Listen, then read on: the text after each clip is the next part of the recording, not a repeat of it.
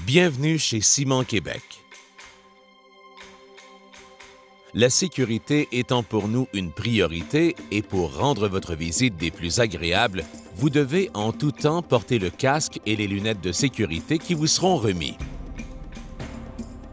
Vous devez aussi porter un pantalon long, des souliers fermés et préférablement une chemise ou un gilet à manches longues. Mais avant de visiter l'usine, voici un historique de la compagnie ainsi qu'un résumé du procédé de fabrication. Fondé à Saint-Basile par Ernest J. Papillon et son fils Gustave, Ciment Québec a débuté ses opérations à l'automne de 1951, après 2 années de construction.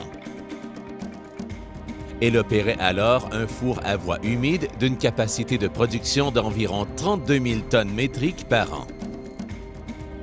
Au cours des années, elle a subi 5 phases majeures d'expansion par l'ajout de lignes de cuisson plus productives.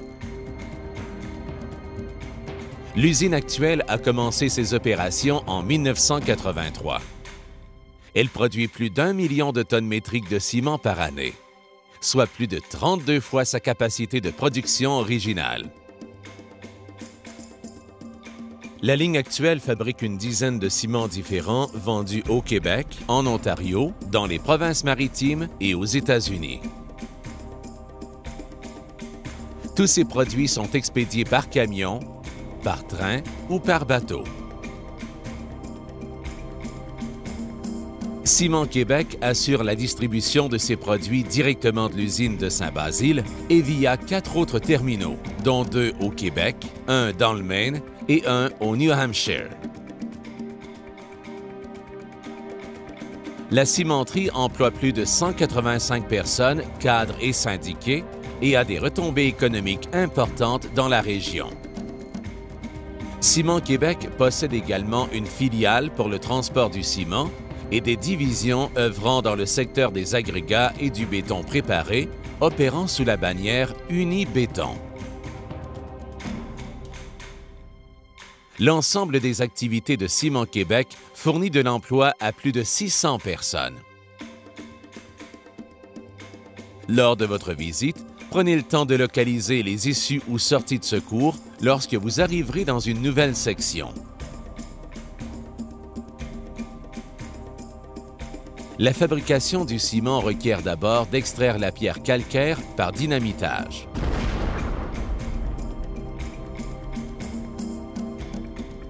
La pierre est ensuite chargée et transportée vers le concasseur primaire.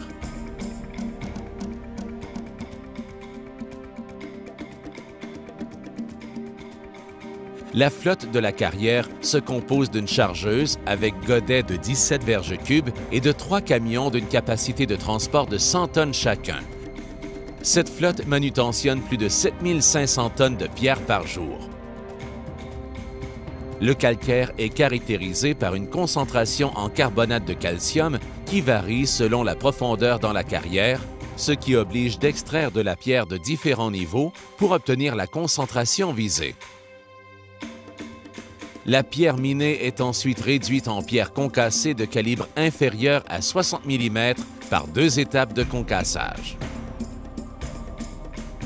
Le calcaire est alors entreposé selon sa concentration haute ou basse en carbonate de calcium. C'est la pré-homogénéisation de la pierre qui débute ici. Les pierres hautes et basses sont mélangées selon des proportions connues et ajustées en fonction des analyses faites à notre laboratoire.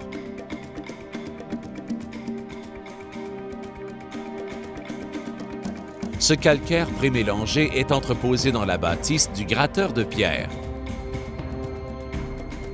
Dans ce même entrepôt, quelques réserves de pierres hautes et basses servent à faire des corrections mineures lorsque le premier mélange ne rencontre pas les exigences du laboratoire. La pierre entreposée est alors reprise par le gratteur de pierre et envoyée vers le broyeur de cru. Afin de compléter le mélange, l'addition d'oxyde de fer et de silice est nécessaire selon les types de ciment produits. Ces additifs sont ajoutés à la pierre avant d'être introduits dans le broyeur de cru et réduits en fine poussière. Cette poussière s'appelle dorénavant le cru. Ce cru est entreposé dans des silos pour y être homogénéisé. Le cru est ensuite transporté vers le haut de la tour de préchauffage pour y débuter sa cuisson. Un ensemble de cyclones superposés permettent de réchauffer le cru et le calciner en faisant passer la température de 90 à plus de 900 degrés Celsius en moins de 25 secondes. Dans cette partie du pyroprocédé, d'importantes quantités d'énergie sont introduites pour élever la température et favoriser la calcination. Soucieuse de la philosophie du développement durable, Ciment Québec investit continuellement pour contrôler ses émissions fugitives ainsi que pour réduire l'utilisation de combustibles fossiles en favorisant de plus en plus l'apport de combustibles alternatifs. Il est ici important de ne pas franchir les zones d'accès limitées par des rubans de sécurité et de ne jamais toucher aux parois chaudes des équipements. À la sortie du préchauffeur, le cru a déjà commencé sa transformation qui se poursuivra dans le four rotatif. La température de la fine poussière sera élevée jusqu'à 1450 degrés Celsius, tout près du point de fusion de la matière. C'est le moment crucial de la clinkerisation. Le mouvement rotatif et l'élévation de température changent la poussière en petites boulettes d'environ 25 à 30 mm appelées clinker. Ce sont des boulettes de ciment pur ayant la forme d'un agrégat qui ont été transformées chimiquement grâce à la haute température. Le clinker est ensuite déchargé dans un refroidisseur qui abaisse rapidement la matière à près de 100 degrés Celsius. Ce clinker est ensuite entreposé par catégorie. Dans sa dernière transformation, le clinker est transporté et mélangé en différentes proportions avec du gypse, de la pierre et quelques autres additifs. Ce mélange de produits, composé principalement de clinker, est alors broyé grâce à une presse à rouleau et moulu finement dans des broyeurs à boulets d'acier. Le produit qui en ressort est le ciment fini. Il est alors pompé vers des silos d'entreposage d'où il sera expédié en vrac ou en sac de différents formats.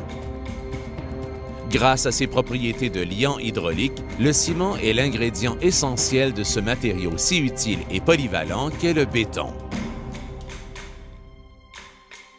Si, au cours de votre visite, vous n'êtes pas à l'aise d'accéder à une nouvelle zone de l'usine, n'hésitez surtout pas à prévenir votre guide que vous ne devez d'ailleurs jamais perdre de vue. Toute l'équipe de Ciment Québec vous souhaite une bonne visite.